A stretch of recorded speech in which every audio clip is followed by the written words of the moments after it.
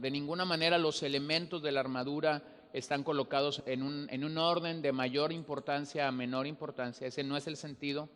Simple y sencillamente Pablo, como lo hemos dicho, está describiendo el traje de un soldado romano, está describiendo la vestidura de un creyente normal. Este no es un exorcista, este no es un cristiano VIP, este no es un cristiano que tiene poderes sobrenaturales o místicos o sensoriales para vivir la vida cristiana. Este es el hombre común y corriente que, como Pablo describe en la carta a los Efesios, ha sido llamado por Dios, ha sido salvado, ha sido regenerado, es rico en el Señor, ha sido predestinado, ha sido santificado por la obra del Señor. Todo lo que Efesios capítulo 1 nos dice acerca de las riquezas que tenemos en el Señor. Entonces, en Efesios capítulo 6, nuevamente acompáñame en tu Biblia, Efesios capítulo 6, y nuevamente vamos a tomar el versículo 17 y vamos a considerar la primera parte. Aquí hay dos elementos de los que se nos dice que debemos tomar. Esta mañana solo vamos a tomar la primera parte.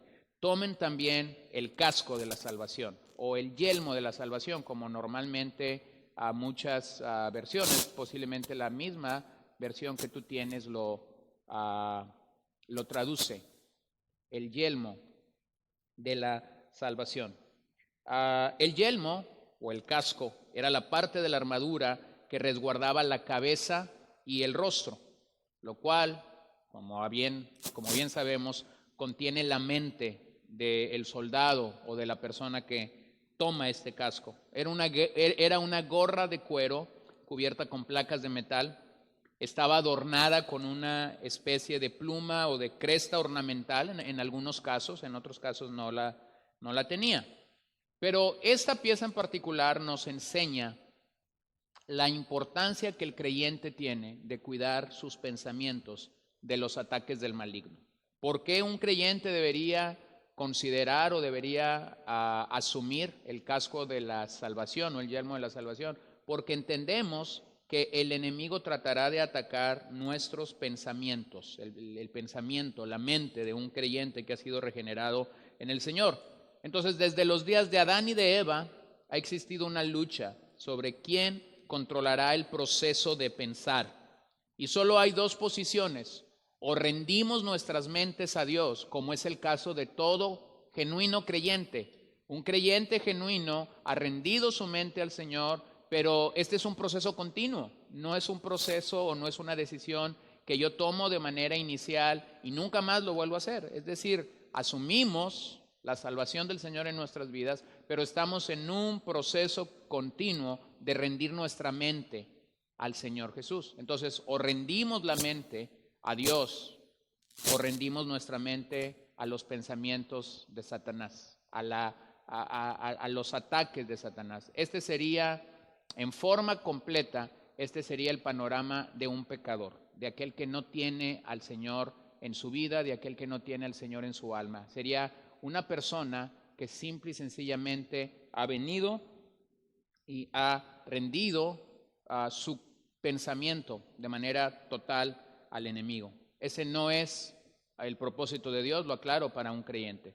El creyente que ha venido a ser salvo ha venido de este reino de maldad, de este reino de tinieblas, de este reino de oscuridad, ha venido por gracia a ser parte de un reino de luz, y ahora sus pensamientos deben estar dominados, conquistados por la palabra de Dios. Entonces, quisiera considerar esta mañana contigo tres cosas, tres necesidades que nosotros tenemos de poder reconocer. Primero, la fuerza del yelmo. ¿A qué nos referimos con este casco de salvación y con a este yelmo de salvación? ¿Cuál es la fuerza que hay en él? Segundo, que quisiera considerar es revisar cómo nuestra mente puede ser el campo de batalla de Satanás hacia nosotros, y finalmente cómo protegemos nuestra mente. Entonces, permíteme reconocer el primer punto contigo esta mañana: la salvación como la fuerza del yelmo. La fuerza de nuestro posicionamiento en Cristo, la fuerza de nuestra manera nueva de pensar en Cristo, no es lo que hago, no es el ministerio en el que sirvo, no es la forma como yo me veo involucrado en relaciones con otras personas. La fuerza de este yelmo, de este casco que nosotros asumimos como cristianos, es la propia salvación, de la cual hemos sido objetos por gracia. Permíteme recordarte que ninguno de nosotros ha ganado su salvación. Permíteme recordarte, si tú no eres salvo, permíteme entonces decirte esto: no hay manera alguna en la que tú por buenas obras puedas ganar tu salvación. Si tú eres un creyente del Señor Jesús, entonces permíteme enfatizarte esto: ninguno de los que somos salvos el día de hoy ha ganado o ha alcanzado su salvación. La salvación es un regalo de Dios. Y como no la hemos alcanzado, como nosotros no hemos hecho nada absolutamente para ganarla, entonces nosotros deberíamos de estar conscientes que por gracia, por medio de la fe, hemos venido a ser salvos. Y nuestra seguridad de esta salvación no radica en nosotros. Nuestra seguridad de esta salvación radica única y exclusivamente en aquel que nos dio esa salvación. Mi seguridad de la salvación no está en lo que yo soy, no está en lo que yo digo, no está en lo que yo hago. La seguridad de mi salvación está en la persona y en la obra de Cristo completamente. Así que si tú nos acompañas, si tú estás escuchando este mensaje, mi ánimo, mi aliento, mi invitación es a que dejes de confiar en tu propia autosuficiencia y vengas a descansar solo en la obra de Jesucristo para la salvación de tu alma. En un caos, en un mundo de lucha y de contienda como el que nosotros estamos viviendo, muchísima gente puede apostar a muchas cosas para tener paz y seguridad con Dios, pero aquí hay un lugar seguro al que podemos acudir. Solo en Cristo hay verdadera salvación, solo en Cristo hay verdadera seguridad. Nada ni nadie nos puede brindar la seguridad y la salvación que solo Cristo otorga en las Escrituras. Entonces Lenski dijo: esta salvación no es una posición ideal que deba ser aún realizada, lo cual constituiría una protección sobre la mente del soldado. No es solo la esperanza de salvación, pero nuestra salvación presente, la cual salva y trae seguridad, protege la cabeza de un golpe fatal o de un golpe destructor del enemigo. ¿Qué es lo que Lenski está queriendo decir? Que esta salvación de la que Dios nos ha provisto nos va a preservar el resto de las vidas, nos va a guardar el resto de la vida en nuestro caminar como cristianos de cualquier ataque del enemigo. Esa es la razón por la que nosotros somos invitados en todas las Escrituras a reconocer las salvaciones del Señor, como cantábamos esta mañana, las salvaciones de Dios. Esa es la razón por la que nosotros hacemos bien en recordarnos a nosotros mismos y a otros de dónde el Señor nos rescató. Esa es la razón por la que proclamamos el Evangelio con aquellas personas que no tienen a Cristo. Entonces, salvación es la palabra griega, soteria, significa liberación. Significa preservación del peligro, significa seguridad. Eso es lo que una persona salva tiene en Cristo. Siempre que enfatizo esta mañana la palabra salvación, permítame recordarte que es en Cristo. Yo he sido liberado en Cristo. Yo tengo preservación de todo peligro en Cristo. Yo tengo seguridad de esta salvación en Cristo. Porque si todo esto estuviera en mí, seguramente esta salvación fuese defectuosa, pero como es en Cristo, sé que esta salvación es perfecta y es gloriosa. Entonces, el yelmo de salvación proporciona para el creyente la salvación del poder del pecado en nuestra mente, en nuestra voluntad y también en nuestras emociones.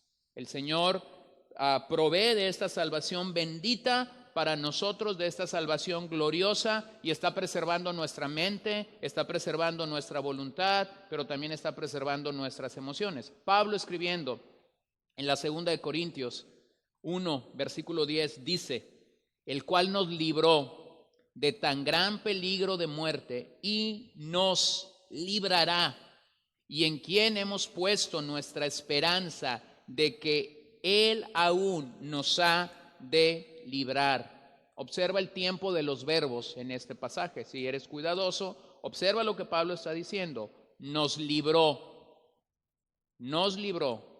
y nos librará.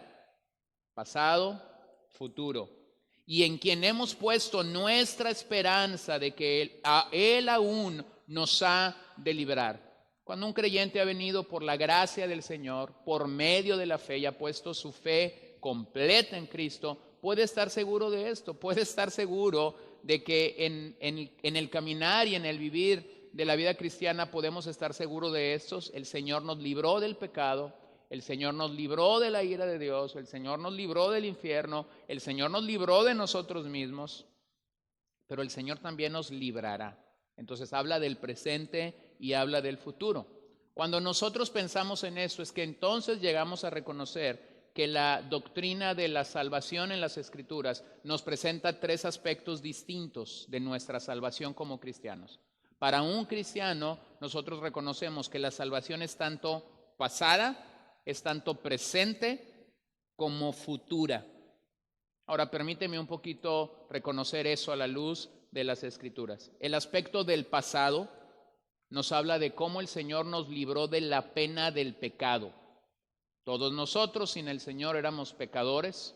Ninguno puede decir que era bueno, ninguno puede decir que era justo, ninguno puede decir que había algo bueno en él, y sin embargo el Señor nos libró de la pena del pecado. Allí en la cruz, de acuerdo a Colosenses capítulo 2, la Biblia, Pablo nos dice en esta escritura que el Señor clavó una acta de decretos, una acta de mandamientos que tú y yo habíamos violado totalmente. Entonces, no hay forma alguna en la que un pecador se puede parar delante del Señor en sus propias capacidades, en su cabalidad, y poder decir: soy bueno, soy justo, soy santo.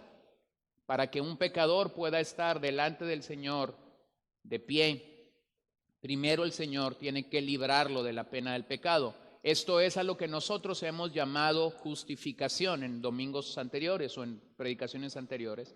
Y esta justificación se da en nuestro espíritu. Hemos sido liberados del pecado, fuimos perdonados y fuimos adoptados en la familia de Dios. Entonces, mira lo que dice Pablo en Romanos 6, versículo 11 al 14, explicando un poco cómo se da esta salvación. Así también ustedes considérense muertos para el pecado, pero vivos para Dios en Cristo Jesús. ¿Cómo pasa esto? Si no hemos sido justificados, ¿cómo puede pasar esto? De ninguna manera puede pasar esto.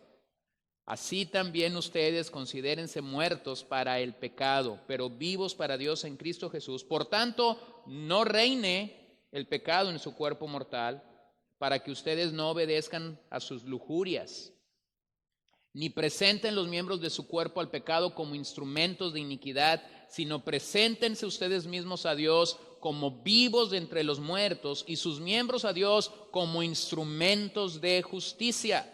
Porque el pecado no tendrá dominio sobre ustedes, pues no están bajo la ley, sino bajo la gracia. Ahora, esta última frase ha sido tan tergiversada en los últimos días que yo pudiera decir cualquier locura o cualquier tontería con esta última frase. Ya no estamos bajo la ley, ahora estamos bajo la gracia, y muchos consideran eso como una licencia para pecar. No estamos diciendo eso.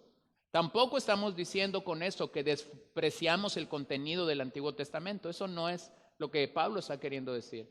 Pablo era un hombre que creía en el Antiguo Testamento. Si no hubiese creído en él, no lo hubiera citado. Y nosotros vemos continuamente que Pablo cita en sus escritos el Antiguo Testamento. Si no fuese así, Jesús mismo no hubiera dado testimonio del Antiguo Testamento camino de Emaús, cuando le dijo a aquellos hombres o les anunció el mensaje de Moisés, el mensaje de los profetas y el mensaje de los salmos. Entonces, lo que vemos aquí no es un desprecio por el Antiguo Testamento. Pablo no era un antinomianista, alguien que rechazaba el Antiguo Testamento. Lo que nosotros entendemos aquí es que ya no estamos bajo la ley que opera esta situación de penalización de un pecador, sino que ahora hemos venido a la gracia de Dios, hemos sido llamados por la gracia de Dios y tenemos libertad precisamente de la pena que el pecado pudiera producir.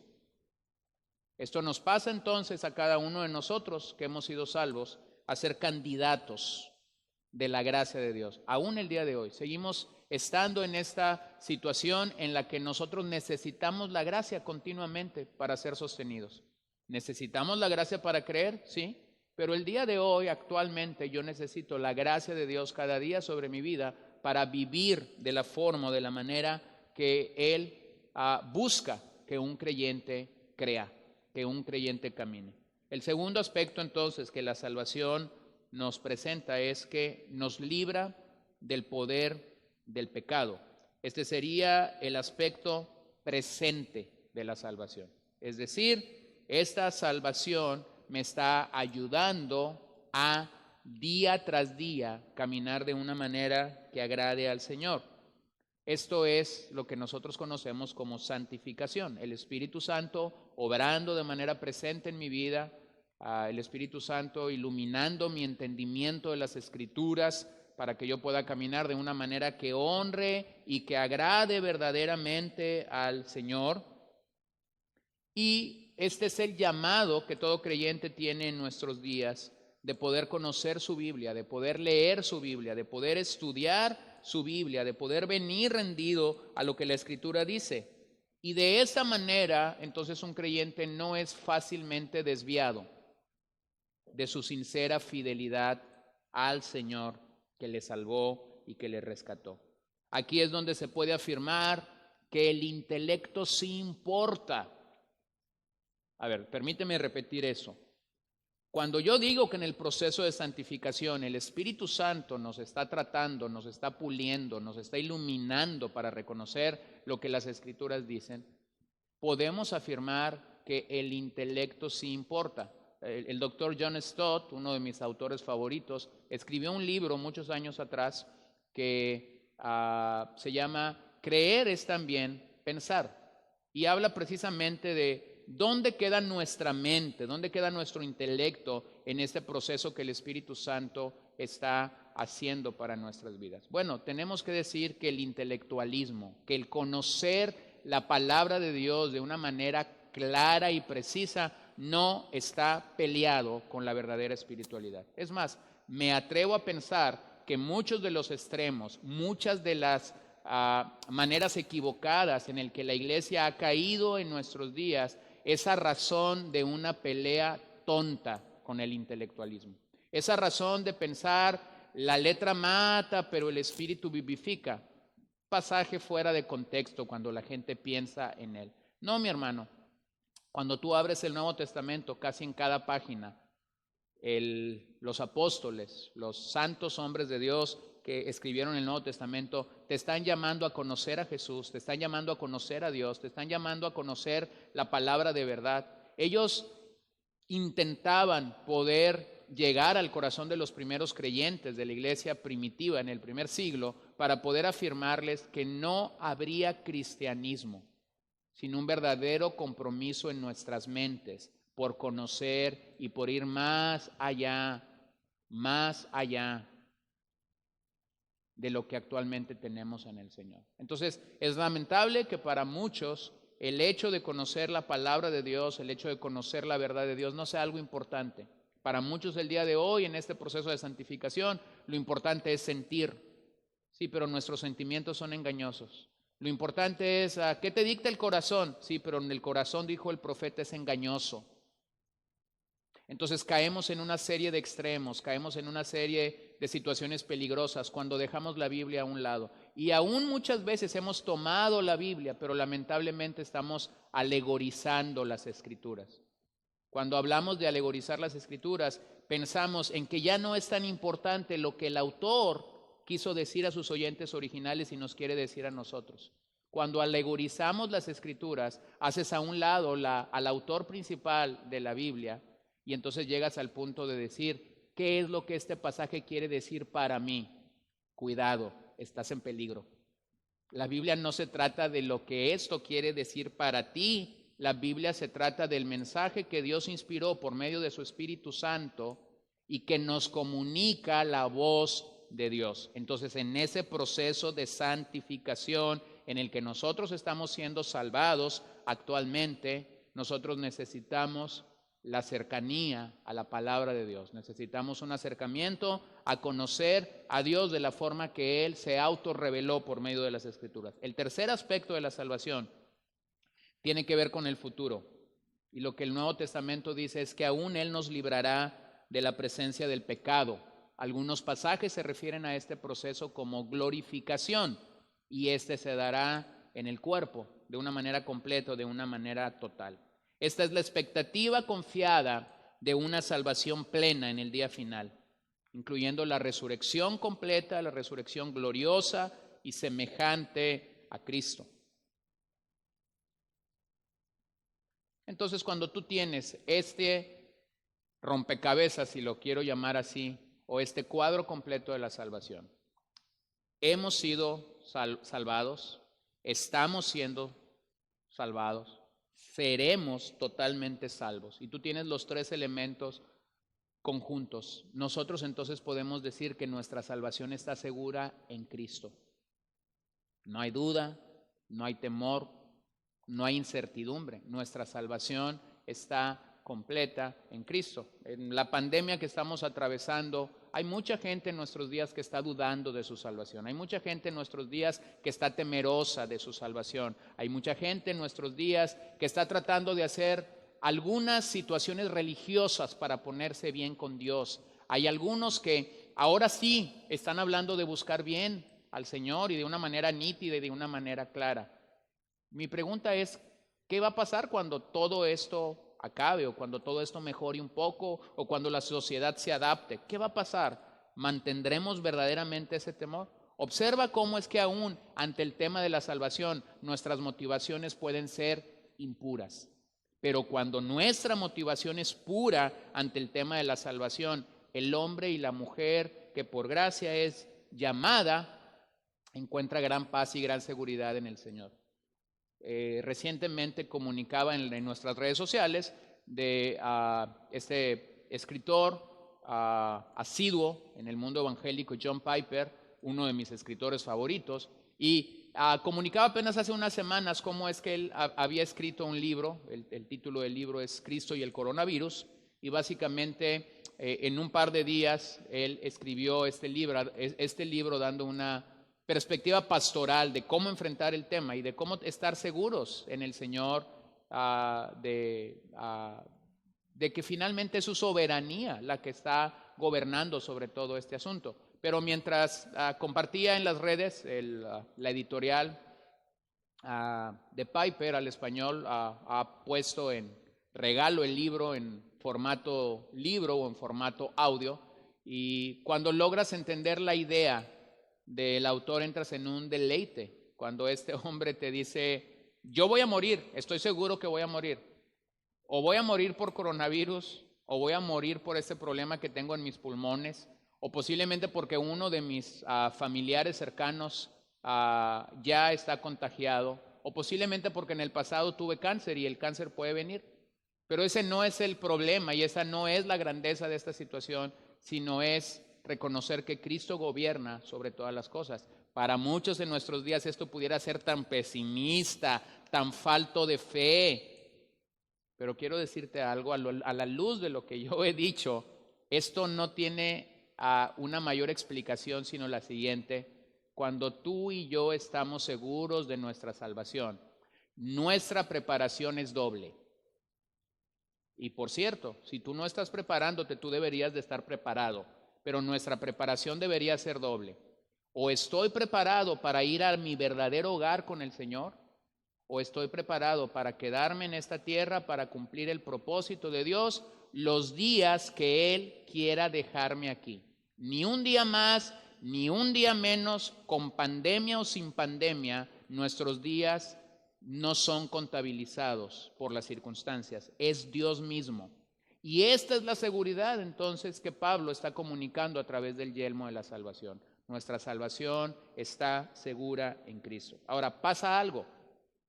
Sucede que esta pelea que tú y yo estamos lidiando, Satanás usará dos grandes enemigos para pelear con esto. Y esos enemigos son la duda y el desánimo. Posiblemente tú eres un creyente y has dudado de la obra de Cristo en tu vida. Posiblemente tú eres un creyente y en algún momento de tu vida has sido desanimado hacia cierto aspecto de la salvación del Señor sobre tu vida.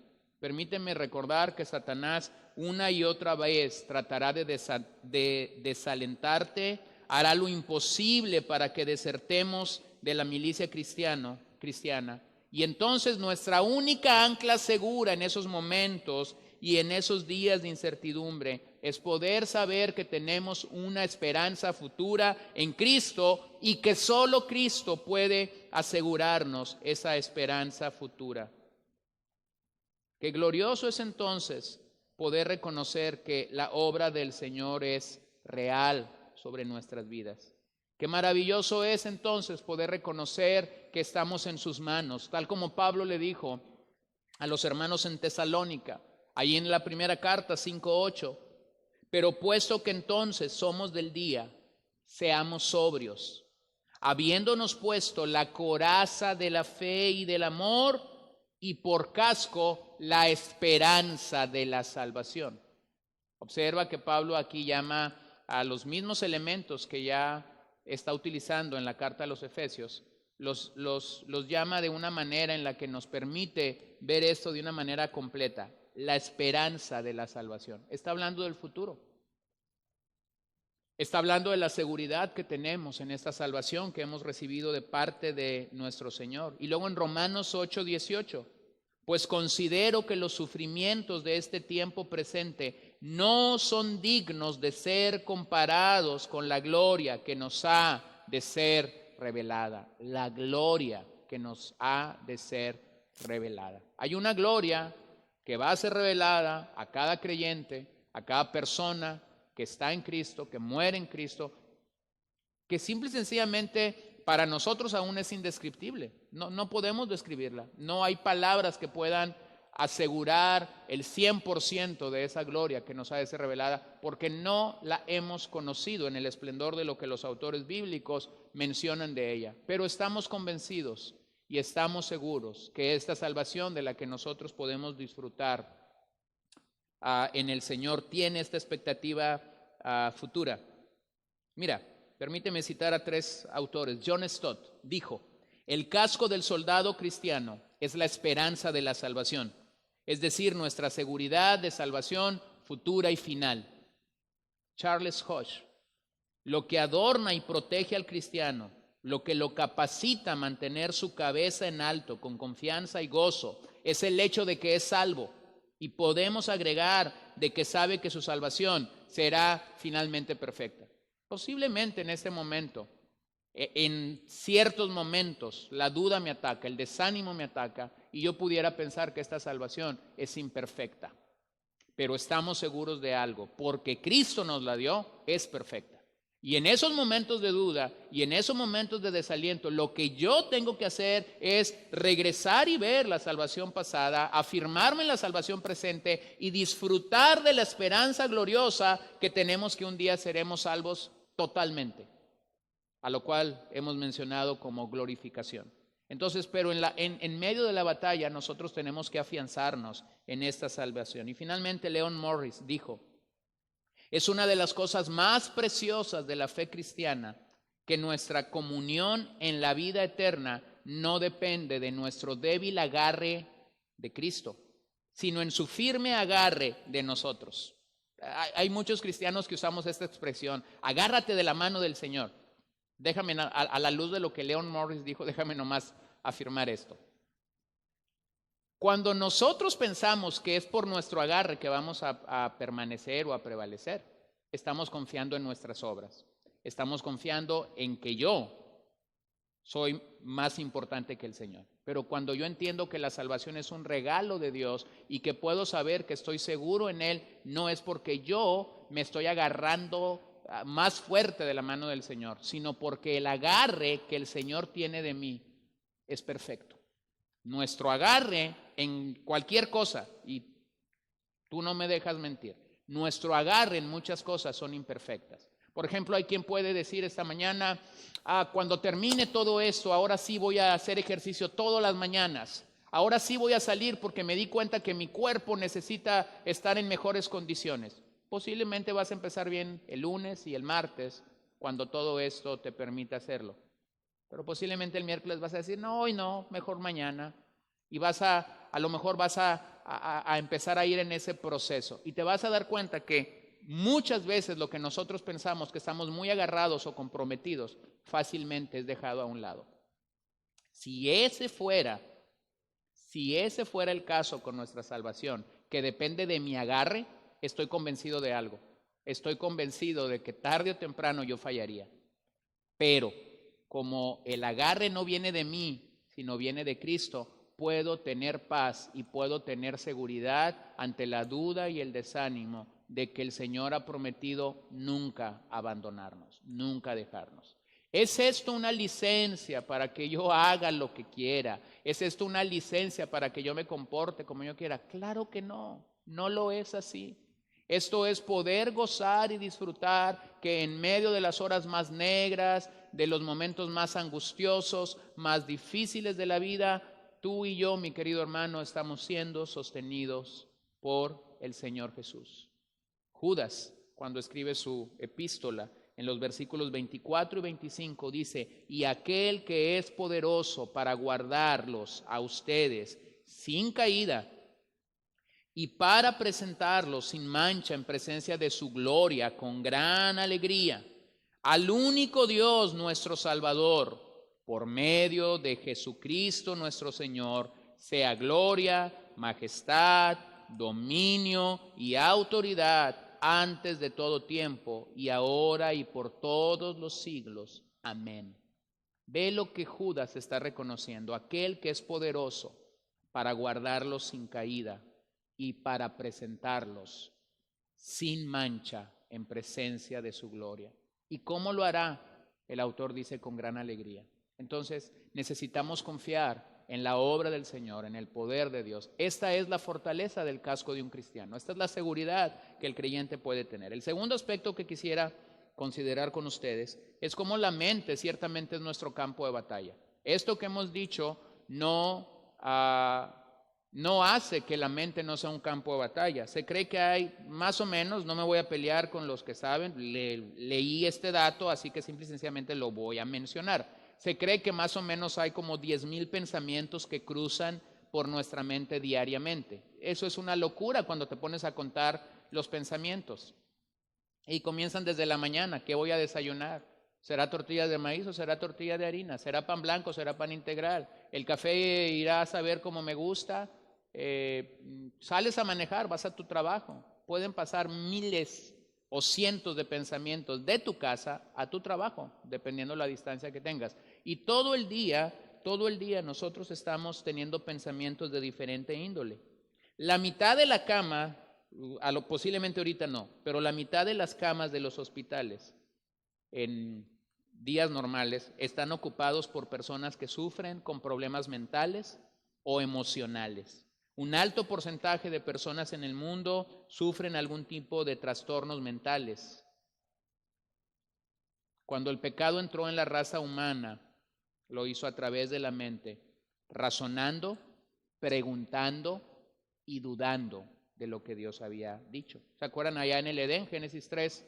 Más o menos los primeros 12 versículos, nosotros encontramos cómo la tentación vino a Eva. La gran pregunta que la serpiente hizo a Eva: ¿con qué Dios os ha dicho? Esto desafió en la mente de Eva completamente la palabra de Dios, lo que Dios había hablado a ellos. Miren 2 de Corintios, capítulo 11, versos 1 al 3. Ojalá que me soportaran un poco de insensatez, y en verdad me soportan, porque celoso estoy de ustedes con celo de Dios, pues los desposé a un esposo para presentarlos como virgen pura a Cristo.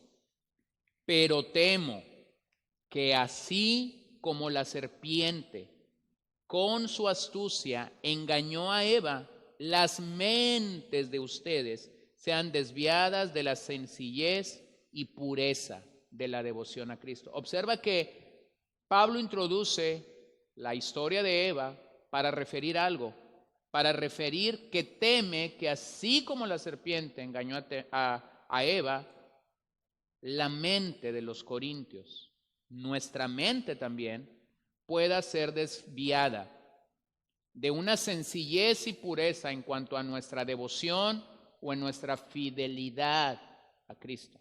Entonces, si Pablo está reconociendo esto en este pasaje, nosotros haríamos bien en considerar que esto pudiera ser un factor con el cual vamos a lidiar de aquí a la eternidad. Vamos a lidiar mientras estemos en este lado de la gloria, vamos a estar lidiando con los pensamientos que vienen a nuestras mentes. La Biblia nos dice que el pecado entonces de alguna manera entra a nosotros por lo que pudiésemos llegar a pensar. Ahí mismo en la segunda carta a los Corintios, unos versos atrás, Pablo ha referido, segunda de Corintios 10:5, destruyendo, me gustó mucho esta versión, como lo dice, destruyendo especulaciones, la Nueva Biblia de las Américas, destruyendo especulaciones y todo razonamiento altivo que se levanta contra el conocimiento de Dios, y poniendo todo pensamiento en cautiverio a la obediencia de Cristo. Digo, me gustó mucho porque la versión 60 dice fortalezas.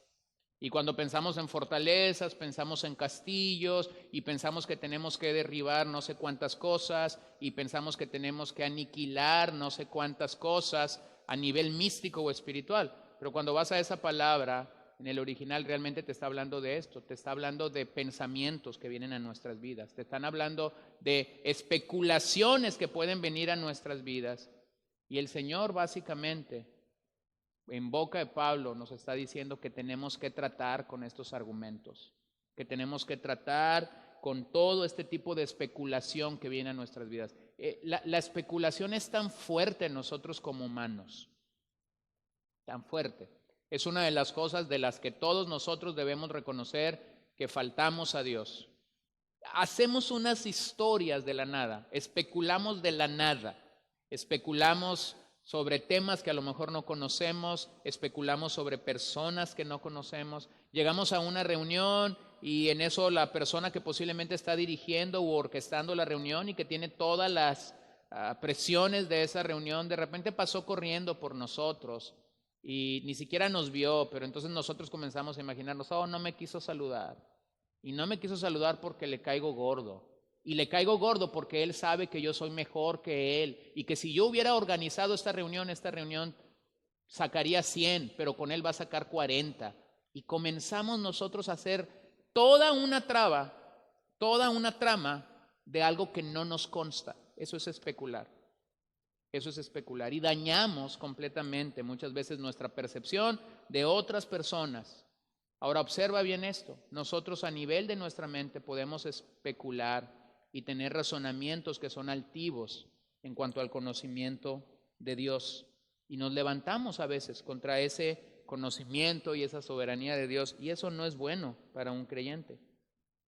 De hecho, los científicos llaman a la mente humana el más complejo mecanismo vivo en el mundo. Lo que vemos, lo que oímos, influye en nuestros pensamientos, influye la manera en que nosotros actuamos. Se cree que la mente es el organismo más influyente del cuerpo. Da razón de tu habilidad, de tus pensamientos, de tu memoria, de tu amor, de tu odio, de tu sentimiento, de tu razón, de tu imaginación y de tu análisis. Controla el oír, el ver, el oler, el hablar, el comer, el descansar, el aprender, el razonar y también el decidir. Ahora, cuando logras entender este aspecto sin ser médico, sin ser un científico de la salud, posiblemente tú eres un científico de la salud y podrás darte cuenta que en este aspecto posiblemente mi apreciación es limitada. Pero cuando tengo todos esos elementos, entonces puedo llegar a concluir que el cerebro recibe las impresiones de los ojos y de los oídos y lo que vemos y oímos determina lo que pensamos. Tú no tienes que conocer mucho a una persona para poder llegar a un punto. Cuando escuchas a esa persona, cuando la ves, cuando la escuchas actuar, sabes más o menos cómo esa persona piensa.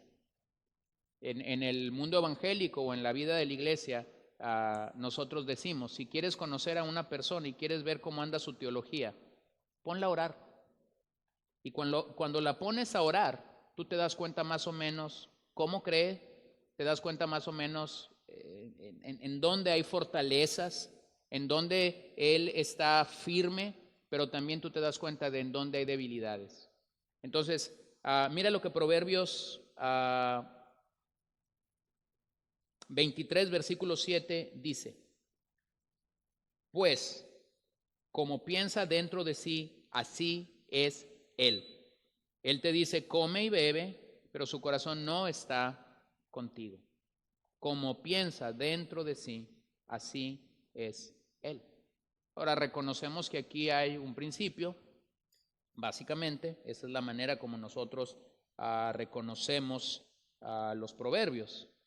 Entonces, a lo largo de la escritura nos damos cuenta que en el cerebro, en los pensamientos, de alguna manera las emociones se sientan o se acentúan. La mente comprende cómo se mueven las emociones y los afectos del corazón.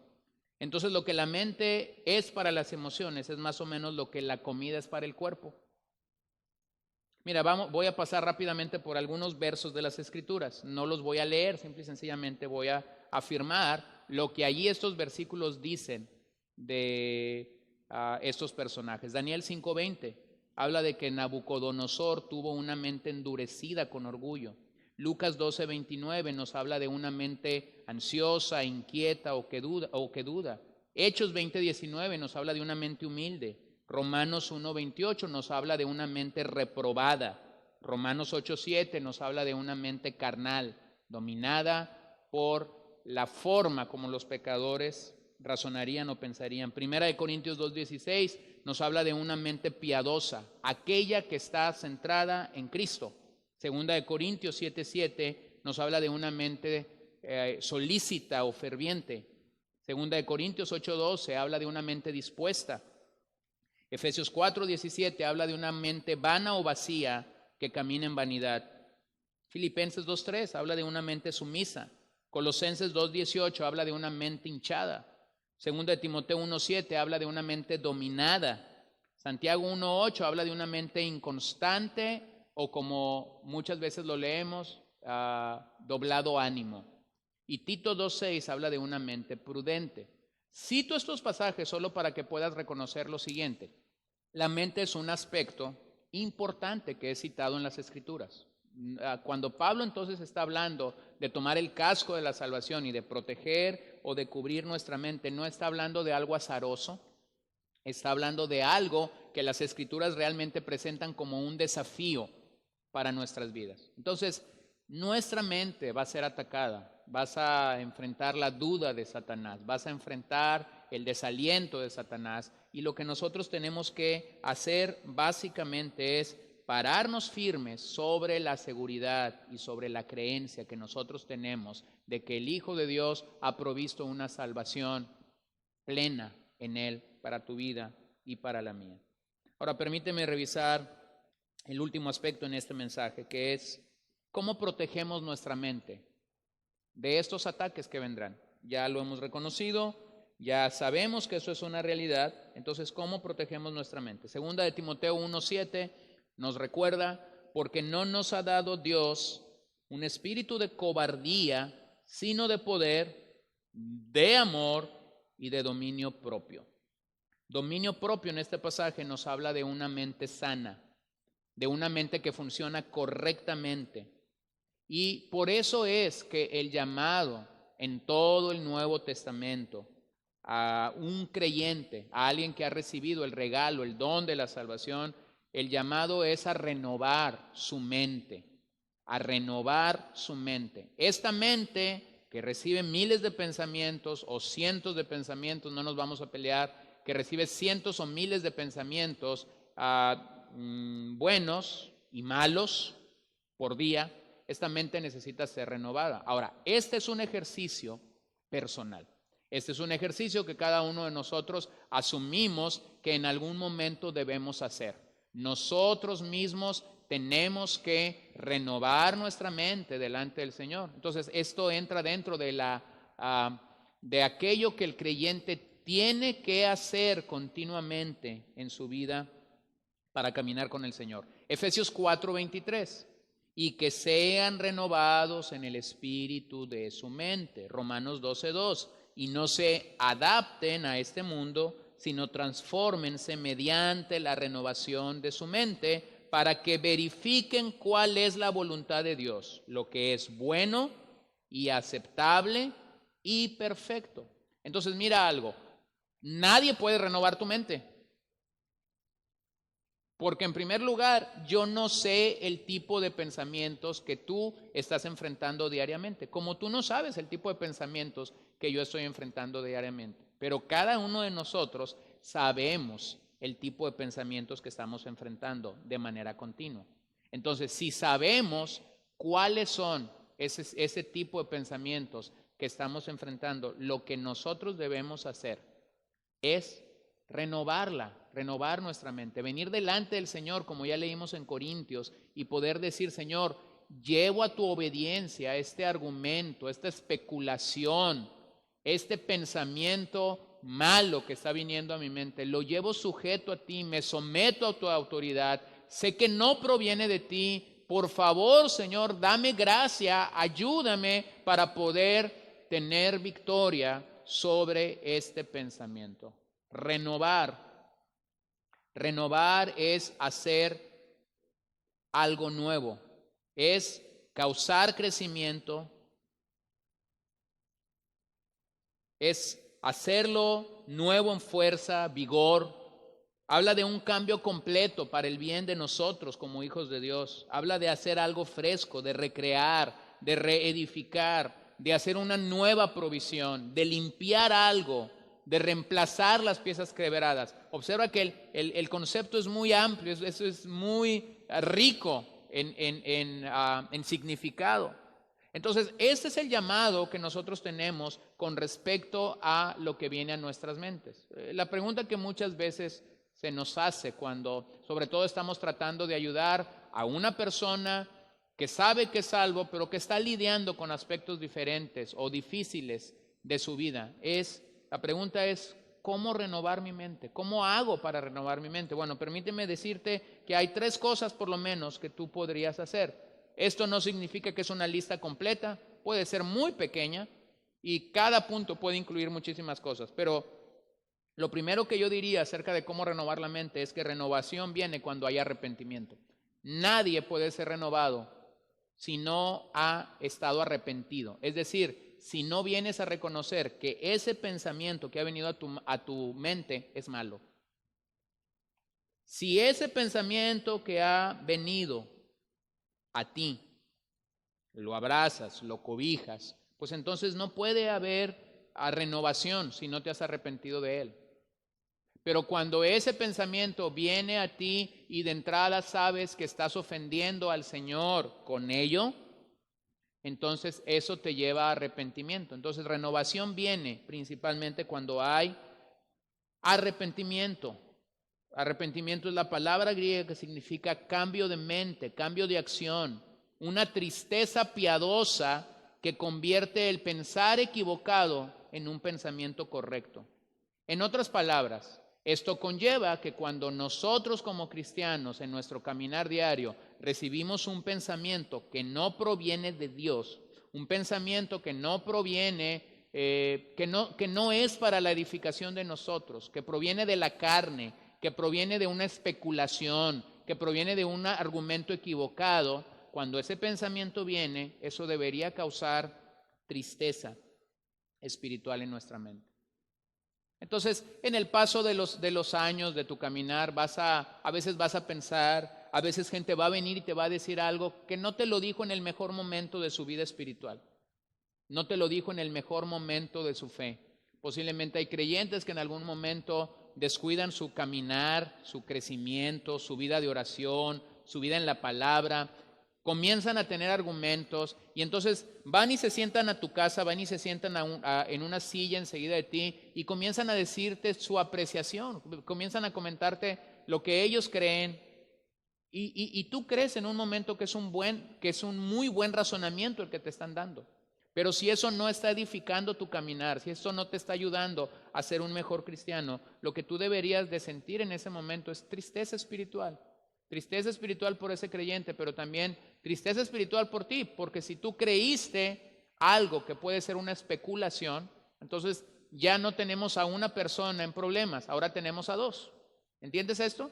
Entonces, esto que causa tristeza espiritual en nuestras vidas es lo que provoca que yo me arrepienta. Y si yo me arrepiento, entonces estoy en el camino de renovar mi mente. Lo segundo es que en ese proceso el Espíritu Santo hace algo maravilloso. Entonces renovación viene cuando yo verdaderamente me encuentro con el Espíritu Santo en este proceso. Ya me arrepentí, ya estoy orando y estoy diciendo: Señor, perdóname porque creí esto, porque pensé esto, porque ahora entiendo que no es lo que tú verdaderamente me estás dando por medio de tu palabra y que me estás enseñando, y el Espíritu Santo comienza a mostrarte, no la suciedad de otros, olvídate de la suciedad de otros, el Espíritu Santo comienza a mostrar tu propio pecado en el proceso.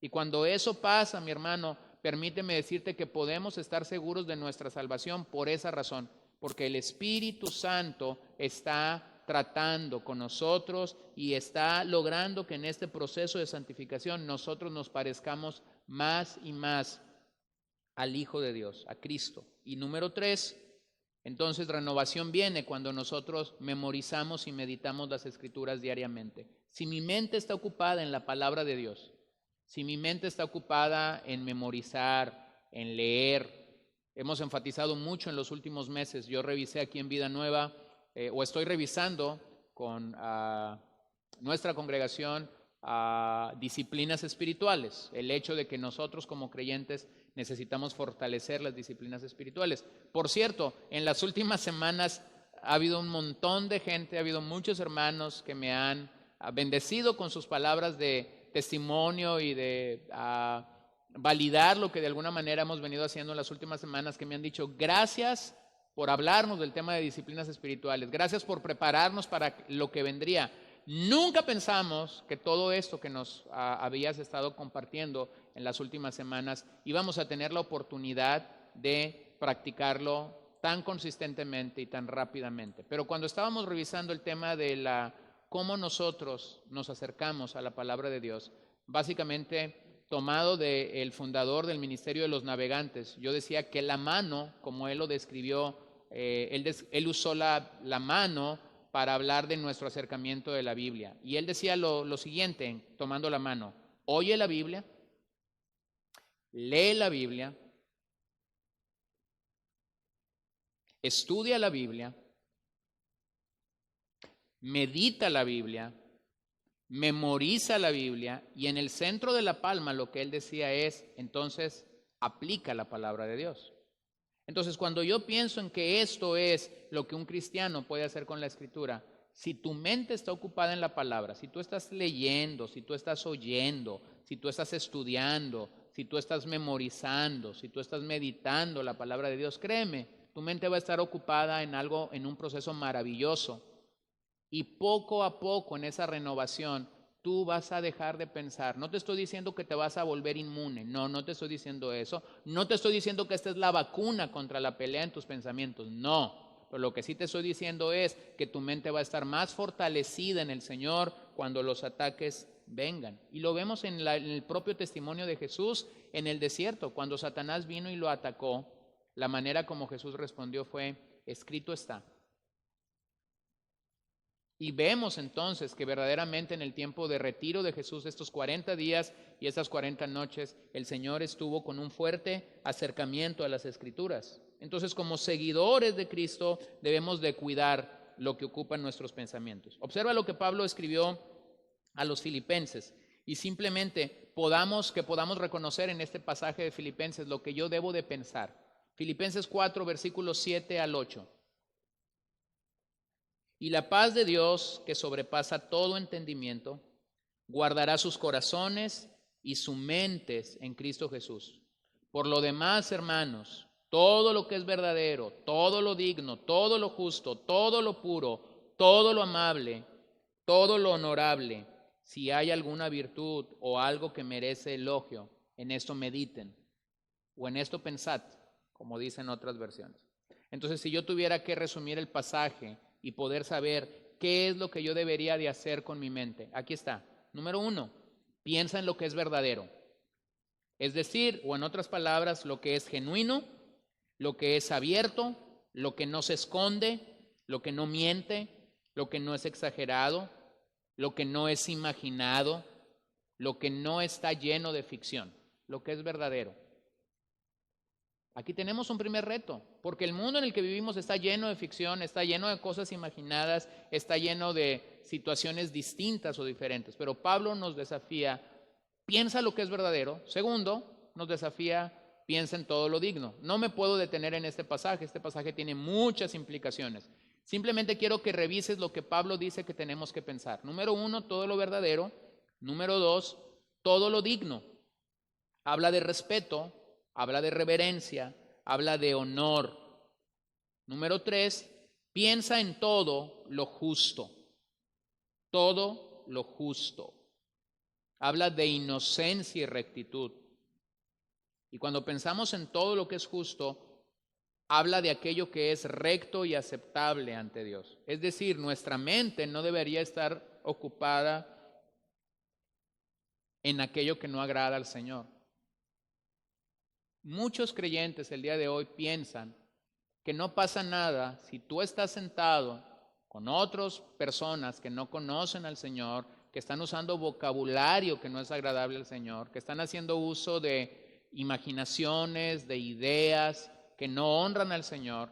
Piensan que no pasa nada con ellos y ellos se quedan ahí. Mi hermano, este pasaje dice, pensad en todo lo justo. Es decir, en el momento que tú te ves inmiscuido en una conversación o en una cita de este tipo, donde lo que se está hablando no es recto, no es bueno, no es digno, lo que este pasaje te manda a hacer es, huye de ahí, sal de ahí. Ese no es el círculo en el que tu mente tiene que estar. O muchas veces usamos esta tontería para salir avante y decimos, necesitas ser una persona de criterio. Necesitas ser una persona que pueda ejercer criterio en estos aspectos. No, no necesitas tener criterio. Necesitas obedecer lo que la palabra de Dios te dice. Lo cuarto es que dice, piensa en lo puro. Imagínate, si tú estás diciendo, es que voy a hacer uso de mi criterio. No, Pablo dice, piensa en lo puro. La palabra pura ahí habla de cuestiones santas, sacras, libres de sensualidad, por favor. Muchas de las conversaciones de nuestros días no están libres de sensualidad, es todo lo contrario. Están cargadas de sensualidad, de erotismo, de inmoralidad. Entonces el Señor está diciendo básicamente, cuida tu mente de la sociedad en la que estamos viviendo. Número 5, piensa en todo lo amable, en todo lo que es placentero, en todo lo que es aceptable. Piensa en todo lo honorable, en todo lo honorable.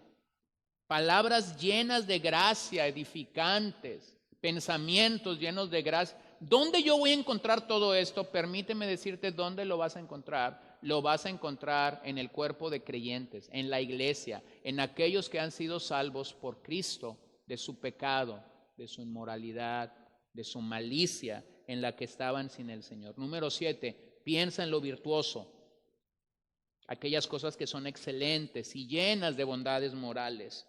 Número 8, piensa en aquello que merece elogio, es decir, aquello que es aprobado por Dios, aquello que es estimado por Dios y aquello que es estimado por la iglesia. Ahora, permíteme en este punto, dije que iba a pasar rápido, no es un mensaje sobre este pasaje en especial, este solo pudiera ser un mensaje o pudieran ser 8 mensajes distintos, pero solamente estoy reconociendo que nuestros pensamientos deberían de estar involucrados aquí. Ahora, en la parte final, cuando hablamos de elogio, hablamos de aquellas cosas que son aprobadas por Dios. Hablamos de aquellas cosas que son estimadas por Dios, pero que también son estimadas por la iglesia. Hermanos, nosotros fallamos muchas veces en elogiar de manera adecuada, sobre todo en la iglesia. Porque nosotros tenemos la idea de, no le voy a decir, no voy a elogiar al hermano, porque posiblemente se la va a creer y va a pensar que por él no. No estamos hablando de eso. Estamos hablando de que cuando nosotros vemos, de acuerdo a lo que Pedro dice en el capítulo 4, versículo 10 de su primera carta, dice que Dios dio a cada uno un don, según su multiforme gracia. Entonces, si yo estoy viendo que el don de una persona está bendiciendo al cuerpo de Cristo, estoy viendo que el don de esa persona está de alguna manera participando en la edificación del cuerpo de Cristo, entonces mis pensamientos deberían de ser, Señor, gracias por la vida del hermano, gracias por la vida de la hermana. En mi corazón y en tu corazón, como Calvino lo dijo, hay una fábrica de ídolos que continuamente está allí trabajando.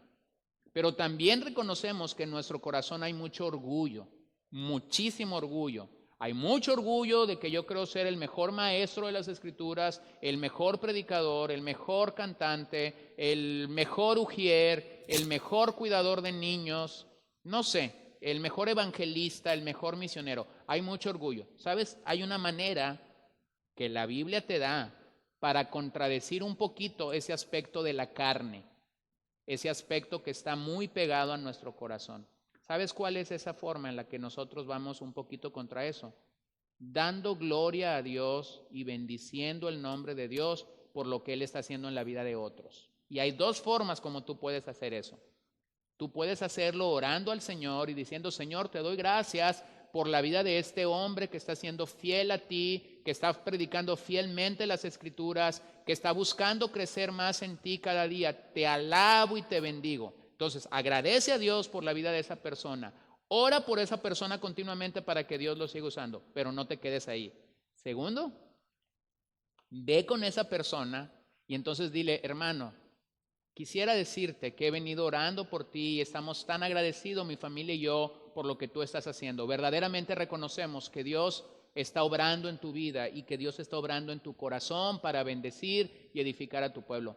Eso no se lo tienes que decir solamente al pastor o a las personas que pueden estar, a los ancianos o a los líderes principales de una congregación o a los diáconos, como los llamemos.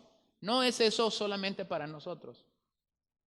Yo he dicho muchísimas veces, hace un par de años partió de esta congregación un hombre ya anciano, y siempre él me decía algo: yo quisiera ganar almas, yo quisiera tener la capacidad de poder ganar almas y de poder compartir el evangelio con muchas personas. Y como que él siempre tenía eso, pero era un hombre que amaba al Señor, que memorizaba Biblia como muy poca gente yo he conocido en nuestros días que memorice Biblia, y que cada vez que nos tocaba a un grupo de 6, 7 hombres orar con él, éramos increíblemente bendecidos cada mañana cuando lo escuchábamos orar.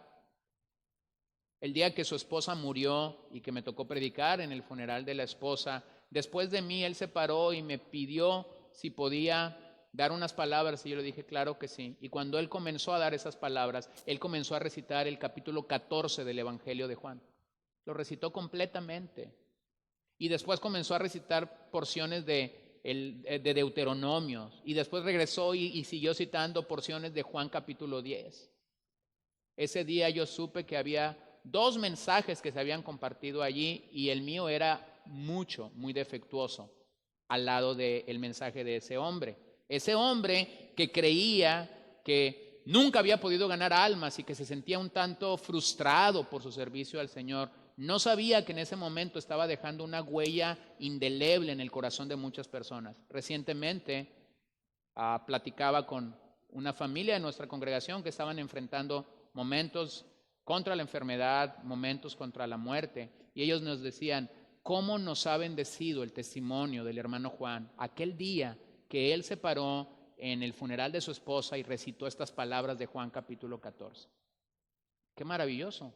No era un predicador, no era una persona que posiblemente figuraba como un maestro de las Escrituras en nuestra congregación. Simple y sencillamente era un hombre que amaba a Dios y que vivió amando la palabra de Dios. Entonces yo te animo, cuando nosotros pensamos en cómo podemos elogiar, yo te animo a que hagas esto: ora a Dios, agradece a Dios cuando tú ves a un hermano, a una hermana, a un joven.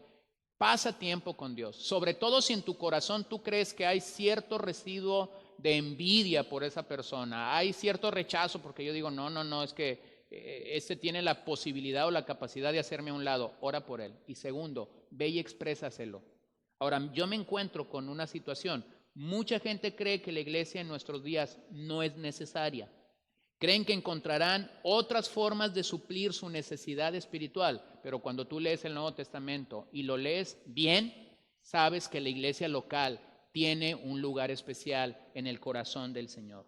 Ciertamente reconocemos que el día de hoy hay muchísimas iglesias que no son bíblicas, son extrabíblicas, hacen cosas que la Biblia no les pide que hagan, tienen métodos que la Biblia reprueba, porque básicamente estos métodos tienen más como el objetivo de lograr o de ayudar al Señor, pero a la vez tenemos que reconocer que en el día de hoy Dios siempre preserva personas e iglesias que son correctas, que son bíblicas, que pueden ser deficientes, sí, que son humanas, sí, pero que están tratando de agradar al Señor. Entonces, permíteme recordarte, si tú te has encontrado en una situación de un rechazo contra la iglesia, permíteme recordarte que la Biblia nos llama a elogiar en nuestra mente aquello que Dios de alguna manera ha levantado y que Dios de alguna manera ha bendecido. Permíteme recordarte que la iglesia pertenece a Cristo. Esta iglesia local que por gracia yo pastoreo, por misericordia de Dios, no hay otra razón. Esta iglesia pertenece a Cristo. Esta iglesia es la obra magistral de Dios. Él está haciendo una obra magistral en nuestras vidas. Esta iglesia es el vehículo de Dios para mostrar su gloria a través de ti, a través de tu testimonio, a través de tu familia, a través de tu denuedo para compartir la palabra de Dios. Esta iglesia es el instrumento de Dios contra Satanás, contra sus maquinaciones. Sí, lo afirmamos. ¿Por qué? Porque cuando nosotros llegamos y presentamos la poderosa palabra de Dios y un pecador viene a Cristo, entonces es que nosotros nos damos cuenta que el Señor sigue rescatando pecadores de una manera inexplicable y librándolos del dominio de Satanás sobre sus vidas. La iglesia es la escuela de ministerio de Dios en todos los campos. Dios sigue usando su iglesia para preparar obreros, para enviar obreros y para que otros más puedan ser cosechados por gracia y misericordia de Dios. Así que la próxima vez que pienses de la iglesia, la próxima vez que escuches a alguien golpear una iglesia, sea cual sea tu iglesia local, sea esta iglesia local, sea otra iglesia en otro lugar, recuérdale que lo que él está criticando es la institución más grande que hay sobre el planeta Tierra. Es la institución por la que el Señor murió en el Calvario, por la que Él dio su sangre, y por esa razón nosotros deberíamos cuidar nuestra mente en este particular. Nosotros debemos entonces entrenar nuestra mente para pensar correctamente acerca de todas las áreas de la vida. Piensa bíblicamente, piensa con convicción, mantente dispuesto a corregir tu mente y a pensar de manera correcta. Hermanos, muchas veces nosotros tenemos liturgia en nuestra mente, muchas veces nosotros tenemos tradición en nuestra mente, pero esto es vano. Lo que tú y yo necesitamos es Biblia. Y por eso se nos puede acusar de ser intelectuales. Y por eso se nos puede acusar de ser biblistas. Pero yo prefiero ser crucificado por ser biblista y por ser intelectual a ser crucificado por ser un hereje. Yo me paro en la verdad de Dios y puedo saber que mi confianza emana de este Dios que se ha autorrevelado en las Escrituras. No, yo no necesito nada que está fuera de la Escritura. Yo necesito cavar más profundo en las riquezas de las palabras maravillosas de nuestro Señor. Entonces, ¿cómo puedo verificar mi mente? ¿Cómo puedo saber más o menos cómo estoy pensando? Te dejo simplemente algunos consejos. Cada caso en particular pudiera tener diferentes aristas de estos consejos, pero creo que es bueno que un poquito pensemos en ellos. Número 1, piensa correctamente en Dios. Satanás siempre nos engaña con conceptos deficientes e incorrectos de nuestro Dios.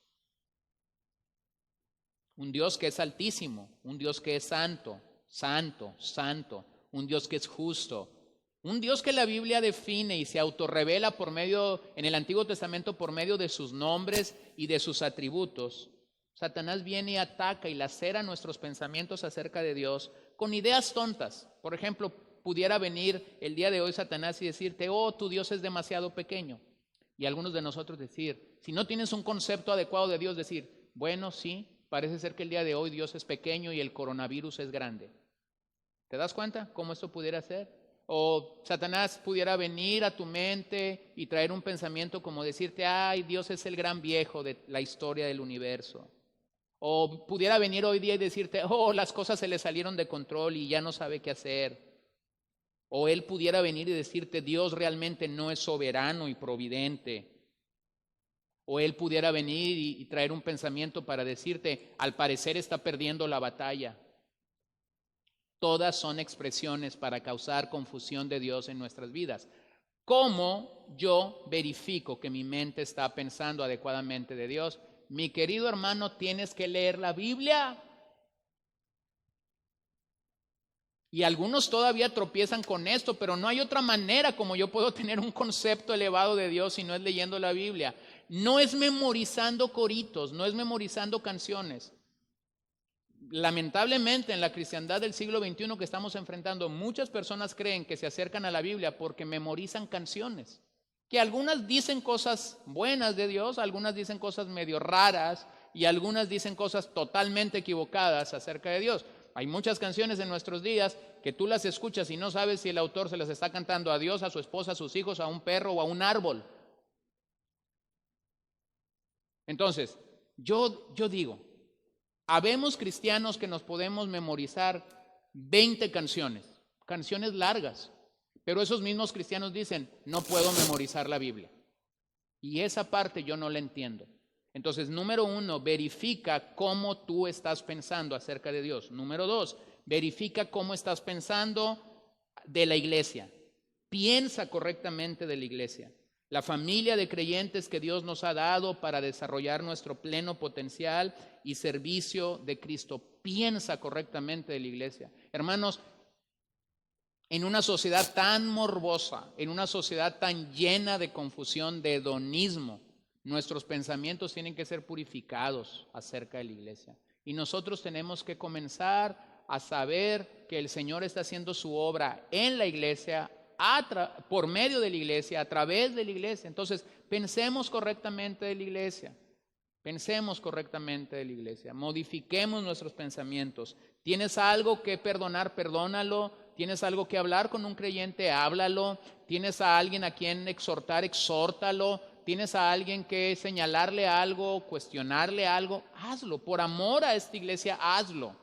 Por amor a esta iglesia, haz lo que debas de hacer. Número 3, piensa correctamente de ti, de tu dignidad y de tu llamamiento. Pablo lo dice de una manera clara. Ninguno tenga mayor estima de sí que la que debe tener. Entonces, piensa correctamente de ti, piensa correctamente de tu dignidad en el sentido de que Dios te llamó, Dios te hizo su hijo. Sin esa pequeña diferencia tú y yo estaríamos perdidos, pero Dios nos llamó. Vivamos a la altura de esta vocación, de este llamamiento que el Señor hizo. Número 4, piensa correctamente de tu futuro.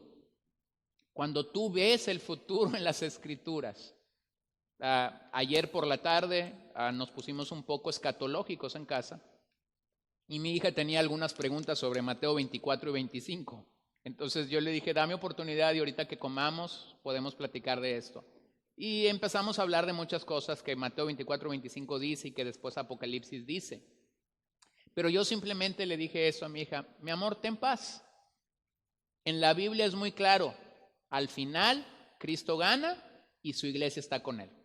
Entonces, mira, ten una perspectiva clara del futuro. Hay muchos detalles, hay muchas cosas a nivel escatológico que no entendemos, que los teólogos no se han puesto de acuerdo en cientos de años de la iglesia, que han venido caminando, que ahora tenemos pues nuevas interpretaciones, ahora tenemos nuevas situaciones pensando en medio del ambiente. Pero la verdad es que cuando tú ves la gloriosa esperanza que el creyente tiene es que seremos librados en algún momento por nuestro Señor. Y eso causa paz.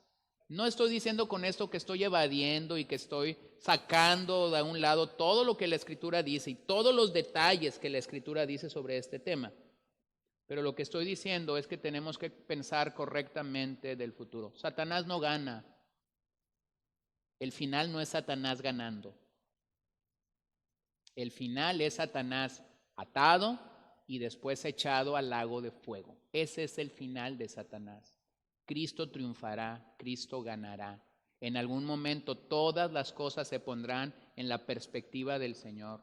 Y lo hemos dicho muchas veces, llegará el día en el que los que rieron llorarán y los que lloramos reiremos de ver la gran salvación de Dios mostrada y revelada para nosotros. ¿Es presunción? No. ¿Es presumir algo? No. Es estar seguros de nuestra salvación en el Señor. Número 5, piensa correctamente de tu matrimonio. Dios creó el matrimonio. Él tiene todas las respuestas. Por ello, un matrimonio anclado en Cristo puede sobreponerse en todo lo que venga. Sé que hay momentos difíciles, pero esa mujer que está a tu lado es la mujer que en la providencia y en la soberanía de Dios Él te permitió encontrar. Ese hombre que está a tu lado es el hombre que Dios te permitió encontrar. Yo sé que el pecado daña los matrimonios, yo sé que el pecado destruye la humanidad, destruye la familia, pero mi hermano, tengamos un pensamiento correcto acerca del matrimonio. Número 6, piensa correctamente de tus finanzas. ¿De tus finanzas me vas a decir en este momento, con todo lo que se dice, con toda la especulación, con el dólar como está, con la fuga de capital en nuestro país como está? Piensa correctamente de ello. Permíteme recordarte que si tú eres salvo, permíteme recordarte que si el Señor es tu Dios, entonces Dios mismo te proveerá. ¿De dónde? De donde Él quiera proveerte. A la par, cuando nosotros pensamos en la forma como Dios provee nuestras vidas, a la par, la Biblia nos llama a ser dadores generosos y por eso nos enseña a dar con liberalidad. Hermano, hay tanta gente en este momento que necesita ser ayudado. Demos con liberalidad, ayudemos a quien más lo necesita en este momento, y cuando demos para glorificar el nombre del Señor, asegúrate de que realmente el nombre del Señor sea glorificado. Asegúrate de que tú no te estás llevando la gloria en ese proceso. Dios es nuestro verdadero proveedor. Dios es nuestro verdadero proveedor. Nosotros damos gracias a Dios porque en su provisión estamos seguros. Número 7, piensa correctamente del enemigo. El diablo será nuestro enemigo hasta el último día, pero recuerda, es un enemigo ya vencido. Él usará todo a su alcance, el mundo, nuestra carne, y atacará sin clemencia nuestros pensamientos, pero recuérdalo, ya ha sido derrotado en el Calvario y para esto apareció el Hijo de Dios, para desbaratar y para deshacer sus obras. Entonces, mi desafío a ti en esta ocasión es que el llamado a nosotros es que Dios realmente debe controlar nuestras mentes. Y en este proceso de renovación, yo me aseguro que estoy teniendo verdadero arrepentimiento. Yo me aseguro que el Espíritu Santo está trabajando conmigo, está obrando en mi vida, y yo me aseguro que mi acercamiento a las Escrituras es correcto. Aférrate a Cristo. Aférrate a esta esperanza gloriosa de nuestra futura salvación en el Señor. Solo en el Señor estamos verdaderamente seguros. Termino con 2 citas del apóstol Pablo a los Romanos, una epístola en donde Pablo viene hablando a lo largo de toda ella acerca del Evangelio, acerca de cómo Dios es el Evangelio. Observa en Romanos 8, 29, 30. Porque a los que de antemano conoció, también los predestinó a ser hechos conforme a la imagen de su Hijo, para que Él sea el primogénito entre muchos hermanos. A los que predestinó, a estos también llamó, a los que llamó, a estos también justificó, a los que justificó, ¿qué dice? A los que justificó, a estos también glorificó. A los que Él justificó, somos justificados en Él, por Él, a estos también glorificó. Entonces nuestra salvación está segura en el Señor, no en ti, no en ti. Si estuviera segura en ti, la noticia de esta mañana es, seguramente es defectuosa, pero está segura en el Señor. Damos gloria a Dios porque estamos seguros en Cristo. Su amor es eterno, todo aquí está entrelazado, todo aquí es como los eslabones de una cadena, y podemos estar confiados no en nuestra obra, sino en la bendita obra de Cristo. Romanos 13:11. Y hagan todo esto conociendo el tiempo, que ya es hora de despertar del sueño, porque ahora la salvación está más cerca de nosotros que cuando creímos. Cada día, hermano, que en su misericordia Dios nos permite, cada día estamos más cerca de la salvación gloriosa de la que un día el Señor nos dijo que seríamos objetos. Y nos gozamos en ello, nos gozamos en ello. Por enfermedad, si el Señor viene, Él puede usar diferentes medios para nosotros ser llamados a esta bendita y gloriosa esperanza que tenemos de ser salvos totalmente. Entonces, para terminar nosotros afirmamos hemos sido salvos, estamos siendo salvos, seremos finalmente salvos. La salvación no la logramos porque perseveramos. Es todo lo contrario.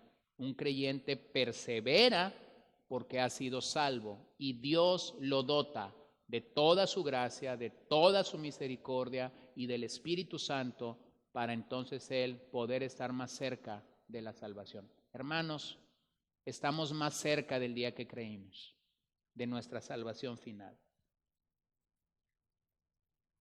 No sé para ti, no sé para mí si esto tiene una connotación de días, de semanas, de meses o de años. Eso está en el secreto de Dios. Pero de lo que sí estoy seguro es que cada día que nosotros vivimos, por la bendita misericordia de Dios, estamos más cerca de poder estar delante de Él y de poder disfrutar de una gloriosa y eterna salvación. Así que mi ánimo es, mientras Dios nos dé vida, el tiempo que Dios nos dé vida, disfrutemos del regalo de la salvación y hagamos lo que nos toca hacer, caminar confiados, creyendo, seguros, firmes, cuando la duda y el desánimo venga, cuando la duda y el desánimo nos asalte, entonces nosotros podemos mirar a la cruz y decir, Señor, gracias porque nos has tomado, gracias porque estamos anclados en ti, gracias porque nos has dado gracia, gracias porque nos has dado fe para creer. Señor Jesús, adoramos tu nombre en este momento. Te decimos gracias por tu fidelidad, te decimos gracias porque hasta aquí nos has ayudado, te decimos gracias porque hasta aquí tú has sido propicio a nosotros y en todo podemos glorificar y exaltar tu nombre. Gracias porque estás haciendo una gran obra sobre nuestras vidas, sosteniéndonos. Gracias porque estás haciendo una gran obra sobre nuestras vidas, llamándonos, restaurándonos, preservándonos, guardándonos de todo pecado, de toda malicia. Y por esa razón nosotros venimos ante tu presencia dándote gracias y diciéndote solo en ti y en nadie más es que estamos seguros. Venimos en confianza, venimos en seguridad a la roca de nuestra salvación. Si hubiese algún amigo nuestro, alguna persona escuchando este mensaje, yo pido que tu Espíritu Santo, allí donde está, toque su vida, toque su alma y lo llame a verdadera salvación y un encuentro personal contigo. Pido que una vez más tu palabra pudiera venir a su corazón y pudiera llamarlo a un arrepentimiento genuino. Si esa es tu condición en esta hora, yo te invito a que dobles tus rodillas, clames al Señor desde lo más profundo de tu corazón, le pidas perdón, te arrepientas genuinamente y cree que el Evangelio es una realidad. Jesús se encarnó, Jesús vivió, Él murió en el Calvario, Él resucitó al tercer día de entre los muertos y Él está formando y llamando una iglesia gloriosa que un día será presentada delante del Padre sin mancha y sin arruga. Si el Señor está llamando a tu corazón esta mañana, entonces simplemente cree en Él. Ven y dile, Señor, perdóname, me arrepiento. Si tú intentaste caminar en el pasado en tus fuerzas, si tú intentaste ser cristiano en tus fuerzas en el pasado y te agotaste y te desgastaste, entiende, mi querido hermano, que la salvación es la gloriosa obra de Dios. Y entonces posiblemente hoy tienes que nacer de nuevo.